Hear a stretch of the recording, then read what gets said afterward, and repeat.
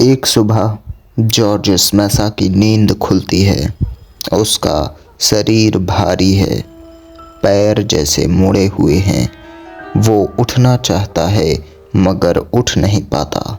फिर उसे एहसास होता है वो इंसान नहीं रहा, वो एक कीड़ा बन चुका है। हाँ, एक बड़ा कीड़ा।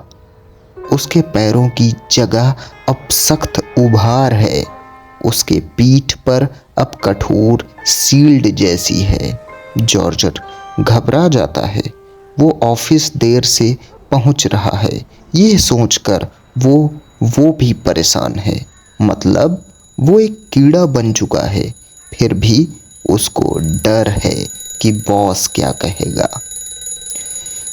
जॉर्जर अपने परिवार के लिए कमाता है, पिता, माँ और बहन। पर जब दरवाज़ा खुलता है और वो पहली बार सबको अपनी हालत दिखाता है, सब डर जाते हैं। माँ बेहोश हो जाती है, पिता उसे लात मार के भगा देता है।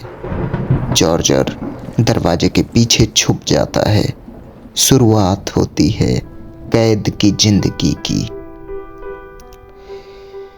वो अब भी कमरे में अकेला है। धीरे धीरे उसकी बहन खाना रख जाती है, पर डरती है उससे। जॉर्जर को अब बोलने की ताकत नहीं, उसकी भाषा अब किसी को समझ नहीं आती। जॉर्जर अब कीड़े की तरह जीने लगता है, दीवारों पर चढ़ता है, फर्नीचर के नीचे छिपता है, मगर उसका दिल अब भी इंसान का है। वो अपनी बहन की वायलिन सुनता है, रोता है, मगर कोई नहीं देखता। धीरे धीरे एक दिन वो बाहर निकल आता है और उसके पिता उस पर सब फेंकता है, जैसे उसके पीठ में धंस जाता है। जॉर्जर अब कमरे में होता है, कोई उससे बात नहीं करता, खाना नहीं देता। एक दिन वो बस चुपचाप मर जाता है।